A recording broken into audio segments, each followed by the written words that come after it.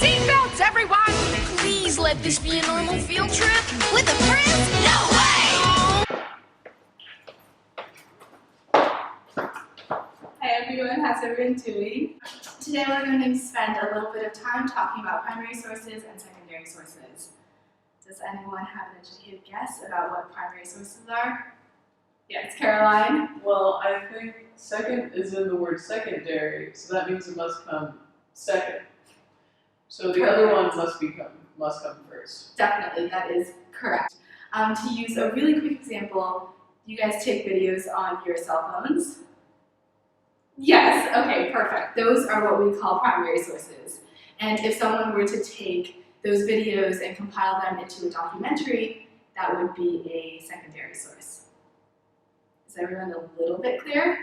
Okay, perfect. We're going to play a really quick game called Telephone that's going to test our hypothesis on primary sources and secondary sources. So how this works is I'm going to whisper a phrase in Natalie's ear, and she is going to then in turn whisper what she thinks I said into Caroline's ear and Caroline into Ariana's ear.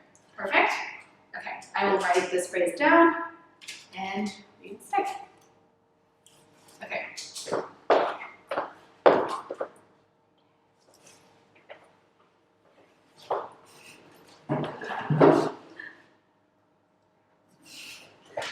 Perfect. Can you tell us what you think you heard? I heard trees and carrots. Perfect. Okay, so the original phrase was peas and carrots. Is that what you heard, Natalie? Okay.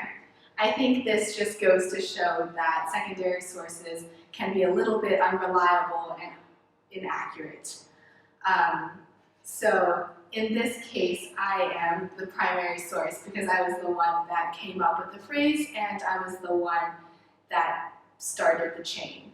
And so in terms of that, Ariana and Caroline are secondary sources because they simply heard the phrase from Natalie. We also experience primary sources and secondary sources in our lives all the time. For example, have you ever had a friend who has read a book and decided to tell you in full detail all of the details of the book? Everyone has a spoiler friend. And so, despite all of that, you go and read the book anyway. And you'll learn that the book is different after you've read it from what your friend has told you.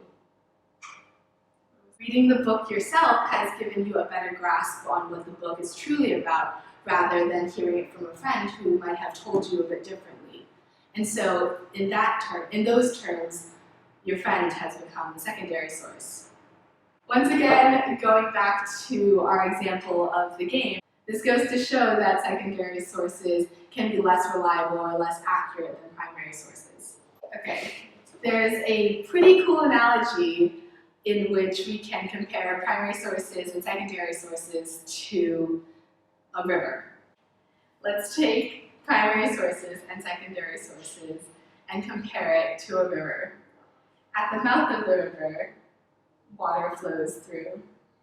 The water can be seen as information, and the mouth of the river is the primary source. And as water flows through and continues down the river, there are rocks and there are twigs and there is sediment, and perhaps even people can take things out from the water.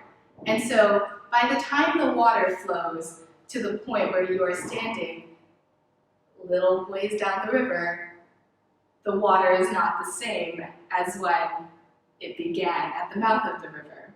And so when the water gets to you at your point of the river, the water is a little different and not all of the information might be in the water. And so you become a secondary source to that information. Let's see if we truly understand the concept of primary sources and secondary sources. So I'll give you guys a couple of examples, scenarios, and you guys can answer back which are primary sources and which are secondary sources. Let's take the Constitution of the United States. Primary or secondary source? Primary. Perfect. And let's take the essay that you wrote analyzing the Constitution. Primary or secondary? Secondary. Perfect.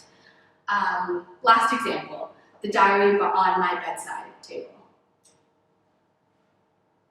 Primary.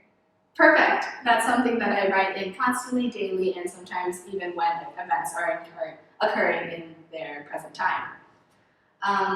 Lastly, we have a chant to help us remember this concept of primary and secondary sources. Woo! Okay, so this chant I will say, and you guys can repeat after me. So to help us remember primary sources, we can say something like P to the R to the I to the M-A-R-Y. And examples? Journal. Artifact. Letter. This is how we do it. Woo! Okay, next chant. Perfect, primary source. Secondary source, S to the E to the C, O to the N to the D-A-R-Y, secondary. Interview. Textbook. Translation. Perfect.